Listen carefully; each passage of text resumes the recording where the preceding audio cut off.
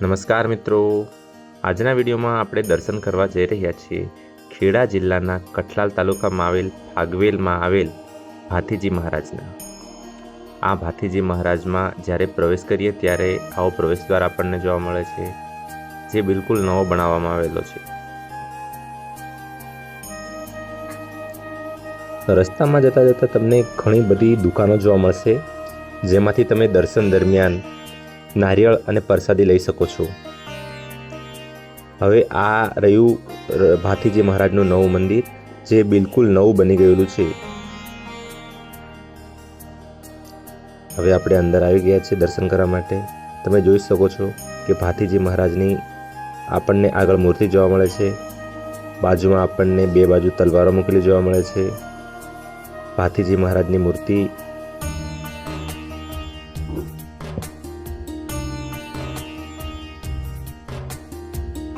લોકો અહીં આવીને દર્શન કરે છે અને પોતાની મનોકામના માટે એક મન્નત માગે છે અને પૂરી થાય ત્યારે ભાથીજી મહારાજના દર્શન કરવા માટે આવે છે. બાજુમાં ભાથીજી મહારાજનું ગાડું મૂકેલું છે, ત્યાં પણ લોકો દર્શન કરે છે. એની જ બાજુમાં આપણને શેષનાગના પણ દર્શન થાય છે. તમે જોઈ શકો છો કે શેષનાગનું અહીંયા એક પૂતળું બનાવેલું છે, જ્યાં લોકો દર્શન કરે છે, હાર ચડાવે છે.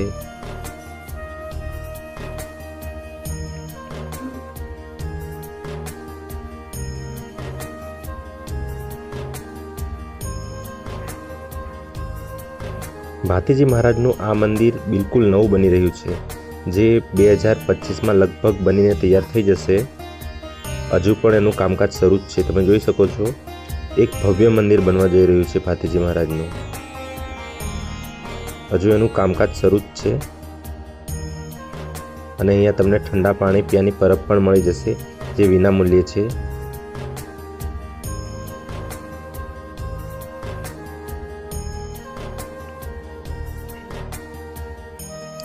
ભાથીજી મહારાજની બહાર નીકળતા જ આપણને પ્રસાદ કેન્દ્ર જોવા મળે છે, જ્યાંથી પ્રસાદ મળે છે આપણને.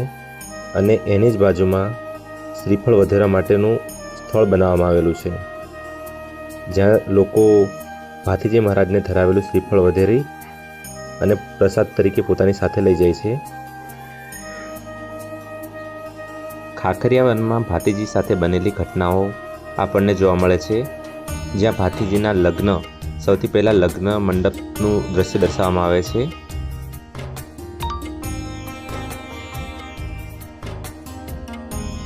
એના પછી ભાથીજી મહારાજ લગ્ન મંડપ છોડી અને ગાયોનું ધણ બચાવવા માટે એમને ખબર મળતા કે મુસલમાનો ગાયોની ચોરી કરીને લઈ જાય છે, ત્યારે એમને બચાવવા જાય છે.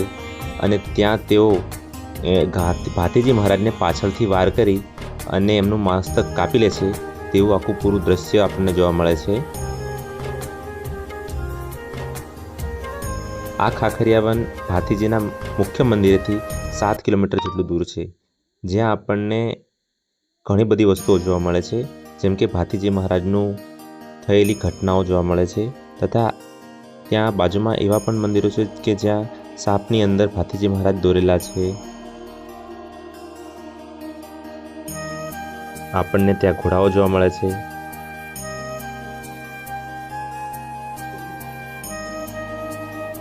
તથા જગ્યા જગ્યા પર ભાથીજી મહારાજ અને તેમની ધર્મપત્નીના લગ્ન થયા હતા, અને લગ્ન છોડીને ભાથીજી બચાવવા માટે જાય છે ગાયોને, અને ત્યાં તેઓ શહીદ થઈ જાય છે. એ દ્રશ્ય આપણને જોવામાં મળે છે. આ તમે જોઈ શકો છો ભાથીજીનું માથું. ભાથીજી મહારાજની મંદિરની બહાર નીકળતા જ આપણને એક બીજું પણ મંદિર જોવા મળે છે, જે મંદિર ઉપર ભાથીજી મહારાજની મૂર્તિ છે અને સાથે નાગની પણ મૂર્તિ છે.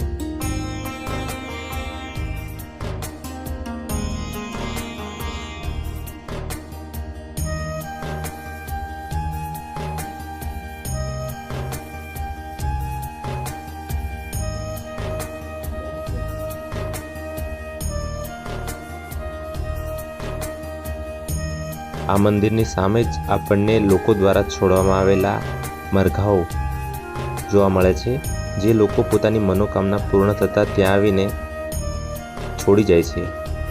પોતાની માંગેલી માનતાઓ પૂર્ણ થતાં તેઓ ત્યાં આવી અને એ કુકડાઓને છોડી જાય છે.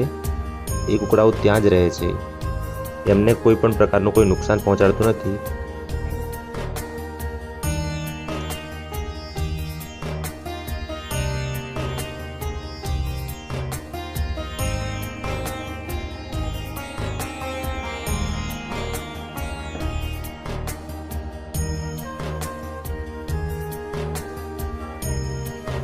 આ તમે જોઈ શકો છો, એ જ કુકડાઓ છે જે લોકો પોતાની માનતા પૂર્ણ થતાં ત્યાં આવીને છોડી જાય છે. લોકો પોતાની માનતા પૂર્ણ થતાં આ મરઘાઓને ત્યાં જ ખુલ્લામાં છોડી જાય છે, જ્યાં તેમને કોઈ પણ પ્રકારનું નુકસાન પહોંચાડવામાં આવતું નથી.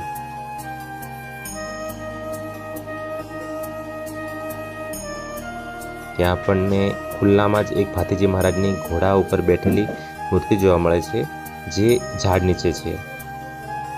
આ ભાતીજી મહારાજની અમરભૂમિ છે, જ્યાં ભાતીજી મહારાજે મુસલમાનો સાથે યુદ્ધ કર્યું હતું.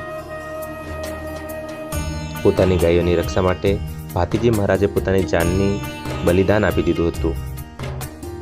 અને ત્યાં જ બાજુમાં જ આપણને કૂવો જોવા મળે છે, જ્યાં હવે આપણે જઈ રહ્યા છીએ. એ કૂવામાં કહેવામાં આવે છે કે નસીબ હોય તો જ 7 મુખવાળો સાપ જોવા મળે છે. આ કૂવાની અંદર 7 મુખવાળો સાપ કોઈકને જ જોવા મળે છે એવું કહેવામાં આવે છે. તો તમે ત્યાં જાઓ તો આ સ્થળો જોવાનું બિલકુલ ભૂલતા નહીં. તો આપણા જ આવા જ નવા વિડીયો જોવા માટે આપણી ચેનલને લાઇક, શેર અને સબસ્ક્રાઈબ કરી દેજો.